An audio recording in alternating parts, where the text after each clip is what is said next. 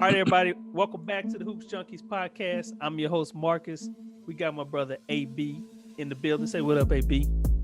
What up? And we got our other brother, our favorite hater from the Golden State, Hot Take Jay. What up, baby? One time. Hey, so Cold Take Jay. here we go. Cold Take. It just got done. Oh my God. All right, so hey, make sure y'all hit the like button, hit the subscribe button, hit the bell notification so y'all know when we release another one of these videos.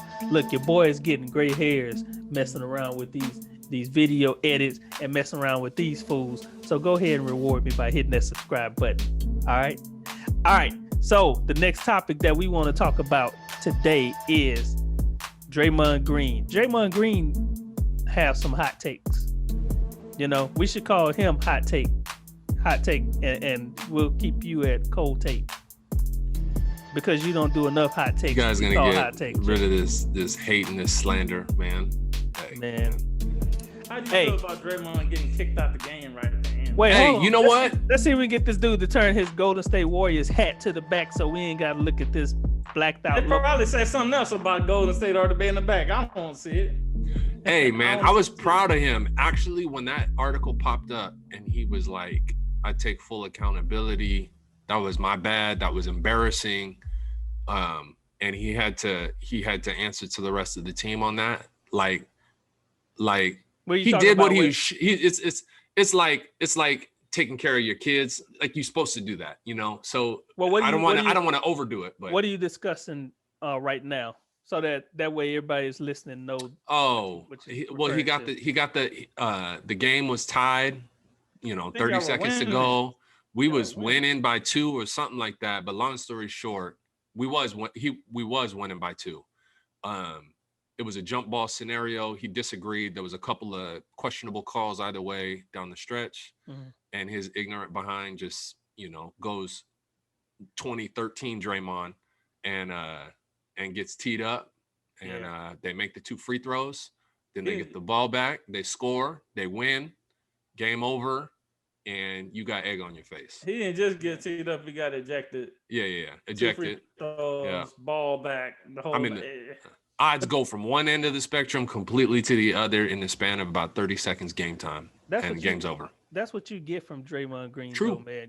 I thought we had turned the corner on them days for a minute. Yeah, the days when he would. That you said that about notice he don't kick. Notice he don't kick people in the nuts no more. More like 2016 Draymond, but his leg don't automatically go ways that no one's legs ever gone before. People regress. He done moved all the way up, and then he just he don't do it no more. He kicked people in the nuts 3 times. He had an unnatural movement of his leg 3 times. Stop reliving that, man. How your leg end up on somebody's shoulder? We're about 3 years removed from that kind of ignorance. And my point is, after you've already literally cost your team, your franchise, a championship, you think you won't have these more? You don't need to be reminded. You had it was a regression, and it was a regular season game in February. So. Hey, at least he took accountability. Let it pop up now, not in the playoffs again. Hey, Jay. It's just a reminder. Hey, real quick. I'm gonna change the subject just real quick, and then we'll get back on Draymond Green. But I was thinking about one podcast. You called me. You said I had a 5 head or something like that, 6 head or something. I was thinking, I know it's doing that situation to make it not look like I have a 5 or 6 head. Just hold my head up like this just hold my head up like this toward the camera. And you see, the 5 head disappeared. Now I got the 4 head. Try it sometimes, bro. I see you hide yours with that old whack. He got that hat on all the time. I spent a couple $100 on a rotation of hats, man, just so I could avoid that. AB do it, but he set the camera high, and so you looking at it like this. So it's down. So it's down. Mine up like this. His down like that. Hey man, I am not coming out in public like that. Out of all of y'all in the family, I'm just saying. Man, come on. Yeah. Oh, give you 4 more years when you catch up to what ages we are right now. We out in public, man. I'm not coming out like that. Hey man, something tells me I'm never gonna catch up to what age you are, brother. No, you'll be at the age that you're not gonna catch up to me unless I die. But let's not talk about that. I'm not gonna speak that. But anyway, back to Draymond Green. Draymond Green made some comments recently about the whole issue where players demanding trades to teams where they want to go. And he was making a good point. Like I said, with Draymond Green, sometimes, for the most part, I don't like listening to him. But then sometimes he makes some really good points. And I agree with this, where he was talking about how it's a double standard between the players asking for a trade or demanding a trade. And then when the teams do it, and they even go as far as to lie about it, saying, no, we're not looking to trade you. And then next thing you know, you trade it. They get praised on the moves that they made. What do y'all think about that comment? I'm gonna let Jay take this one away. Jay is passionate because Draymond Green is his boy. So hey, Draymond is an intelligent brother, man. Don't let he is, but that's why it disappoints me sometimes when he do stuff like when he was talking about McGruder. You know, it disappoints me sometimes when he do that stuff. So I'm putting it on him. I'm saying this because I just see a coach in that dude. I think in a really he is going to be, and he's going to be one of the best of them. And he's going to have to think, because when you're a leader, when you're the leader of everybody on the team, you know, you got to be at a higher standard, and you can't do some of the foolishness that he does sometimes. You know, I enter every time it comes down to organization versus player, I want to blindly, before I even know the issue, in my heart, I want to side with the player. And every time this situation comes down, I end up siding with the organization. And I'm going to ask you guys a hypothetical scenario right now. Is if I'm a contractor and I am, or actually, let me say I'm a homeowner and I need my kitchen or my bathroom redid. And I enter into a contract with this guy, and I'm going to pay him 10 G's commission. I'm going to pay all the materials, and he's going to fix my kitchen. And then I start to see some of the work that he's done is going in a direction that I didn't want it to get done. And his point of view and his technique, we hit some differences. And I pay him his 10 G's, but I'm like, thank you, but your talents ain't needed right now. I'm gonna pay you your 10 G's, and I'm gonna hire somebody else to do it. Exit stage left. Perfect. And then I go pay somebody else to do it, and dude comes back to me and he's like, "No, I'm mad. You paid me to do a job. I'm gonna do the job." I'm like, "No, this is my house, player. We signed a contract. I gave you your money, and I sent you home." How's that any different from what's going on? The difference is, first of all, I agree most of the time with the owners. Most of the time. The difference is, in one of the instances we brought up, and I don't want to discuss Drummond. I don't want to discuss Blake, because most of those times are situations where they're going to be a buyout, and it's imminent. They have to mutually agree to do it, right? It's imminent. Yeah. The problem I have with it, and we talked about this before, off air with Blake Griffin, is when you lie as the homeowner, or you lie as the owner of the team straight to somebody's face. Hey, you're gonna be this and this and this and this and that, and not 4 months later, you trading him out of there. They sold you all the gas, right? You're going to be the face of the franchise. You living in LA, and then they trade you. And so it's situations like that where you can't be mad when players want to take control of it. If owners are going to be like that on one front, then don't get mad when the players say, "Hey, we about to start." No. So let me ask you though, when you sign the contract, what are you expecting out of the deal? The contract doesn't say face of the franchise. The contract doesn't say you're going to be living in LA for the duration. The contract says here's $120 million guaranteed. And once I buy you with this $120 million guaranteed, as long as you ain't getting shorted $1, like, I get it. There should be a human element to the organization. Should they have handled the Draymond Green better? Yes. Is there a personal touch if I was the owner writing the checks, some class and some dignity that I would deal with these players? Absolutely. I would. But when it's time to flex, I'm going to flex, and I'm like, bruh, you're getting paid. Get the hell out of my face. Hey, I'm going to flex. Again, I'm sorry. It's guaranteed Drummond, money. You ain't getting short of dollars, dog. Come on now. Andre Drummond and these players that have been on a contract for 3-4, half the contract or more. And like you said, this ain't what we thought we signed up for. This ain't the work. You know, that's a different story. You gotta than signing us somebody to a 4 or 5 year contract and then 4 months into the deal before the ink even dried good. It's all the same. And you sit here like this ain't football. Banish them to Ukraine. All these contracts are guaranteed, and I get it. Kids are in school.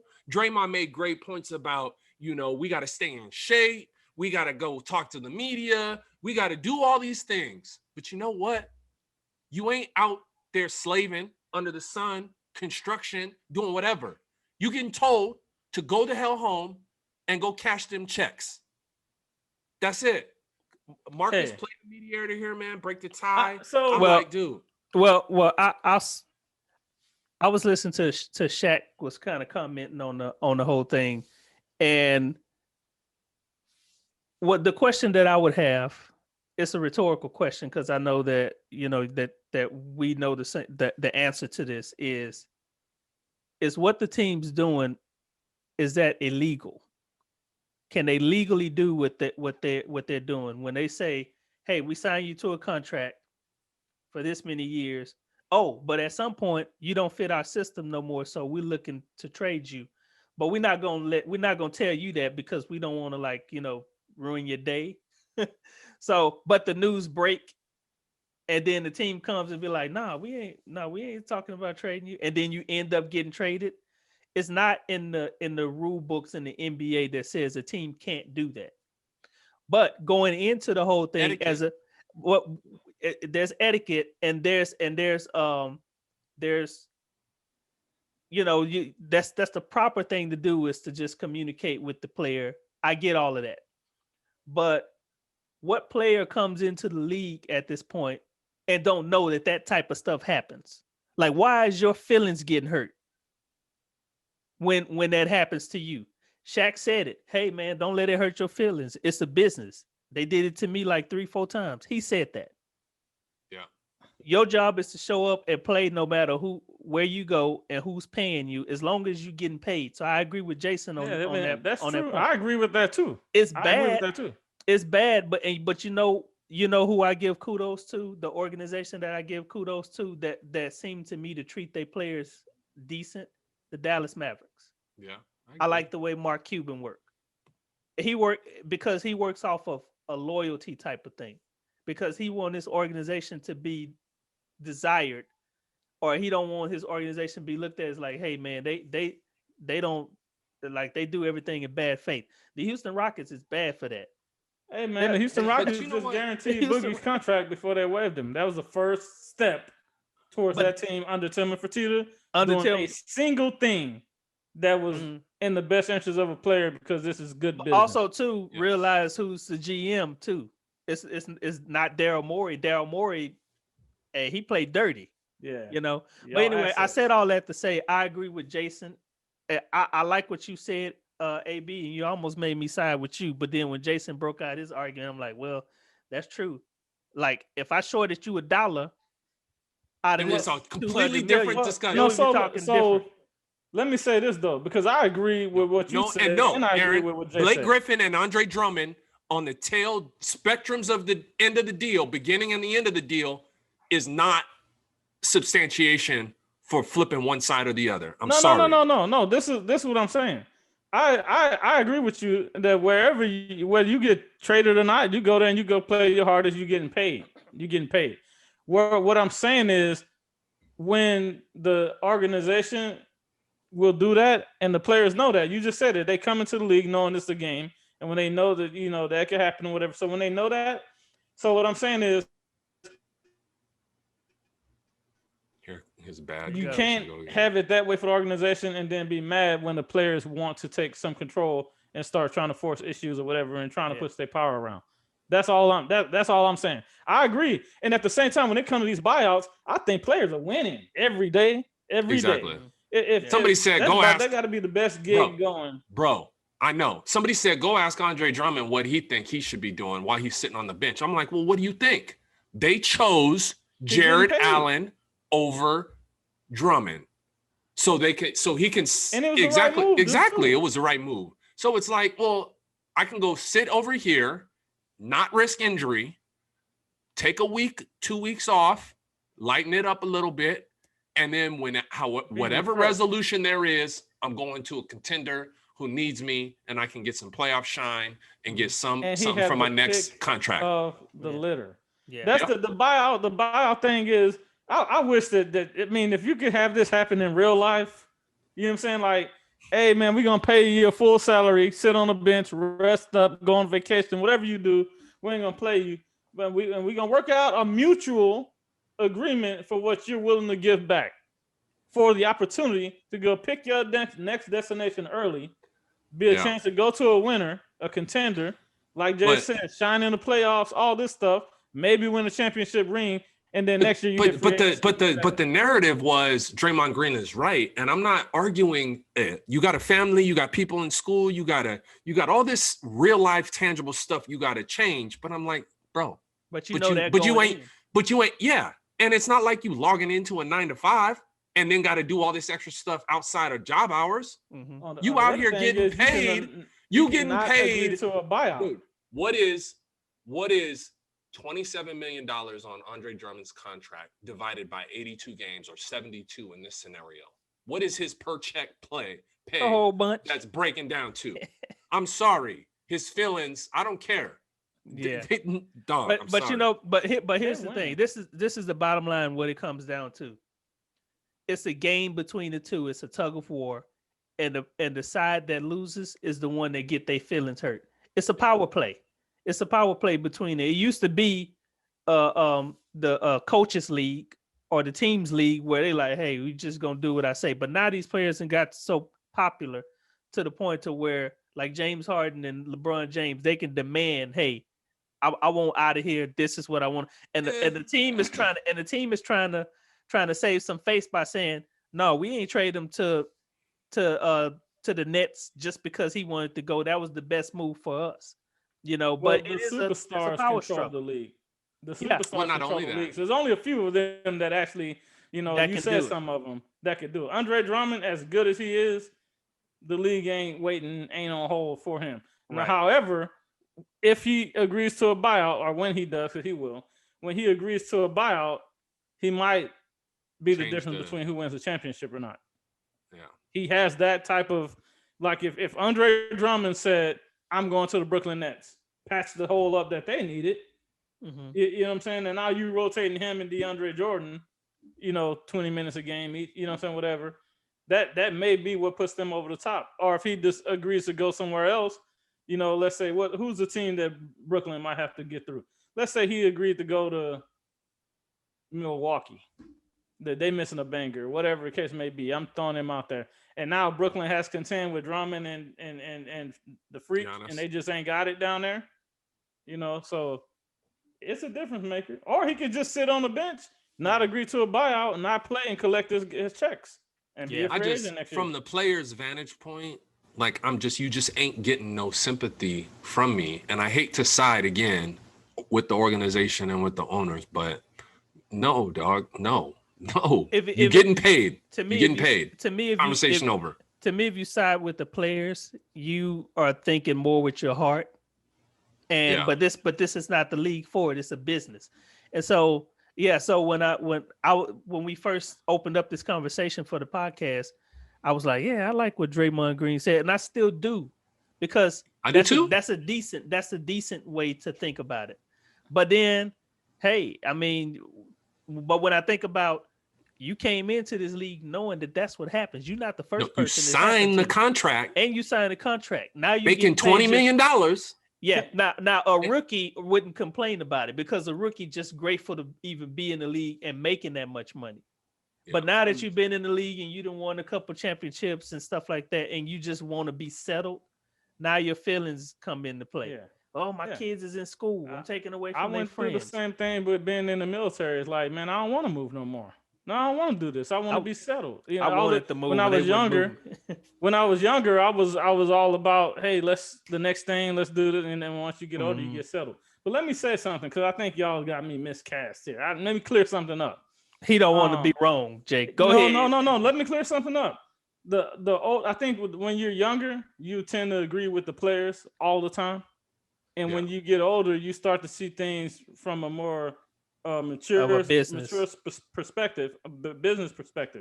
And if the players get everything that they want, and they're steady pushing the limit, it's bad for the league overall. The players want to shorten the season. Why? Yeah. So they can play longer and they can get another contract, because they had all these timeouts. And they get more money. They don't want back-to-backs. They want a longer All-Star break. They want a longer off season. They want a shorter season. You know what I'm saying? They want all those roads lead to a diminished product. Yes. I mean, they got the guaranteed contracts. I'm gonna take this to football real quick. If you were to put guaranteed contracts in the NFL, what kind of product would they have? Because you know what those players gonna say? If you check the injury report now, they playing with broken fingers, broken spleens, whatever the case may be. They're gonna get on the field, because if they don't play, their contract can be voided and the next man up. That's how the NFL works. But because of it, the NFL pushes a better product, because these players are giving it their all every single week. Here's the other piece too. And I'm like, short-sighted players like that go to that collective bargaining agreement. Like, dude, I'm a firm believer. I've gotten took before. My mom didn't want to co-sign on a car for me. I bought my first car at 18 years old at 18% interest on 10 G's. Got him. Got him, coach. But you know what? You honor the contract, and you learn a lifelong lesson, and it never happens again. Mine was 24% interest. Yeah. Hey, and you learn, and if you make the same mistake twice, that's on you. These players, they go straight back into that collective bargaining agreement with short-sighted thinking, and they cave because they ain't sitting there. One, LeBron James should be breaking off the lower people in the league just to help them keep their composure. You got to be willing to go 6 months to a year of no games. And you really want to talk about load management and etiquette in the media and all this stuff, iron all that out then. I'm Put interested. That in your contract. I'm very interested to know this time what the viewers think about this conversation. It's an interesting conversation, and I want to see like how many people are on the side of the player and how many people are on the side of the teams. Yeah. So comment in the comment section what side you on. Do you agree with what Draymond Green said, or is that kind of like a childish way of looking at business? It's you can't ignore the human element. I think most it is. Yeah, you can't ignore the human element. All I would say to those that think that will be on the player side is think about if they got everything that they want. They never play back-to-backs. Kawhi never wants to play back-to-backs. Ever. You know what I'm saying? Kawhi only want to play.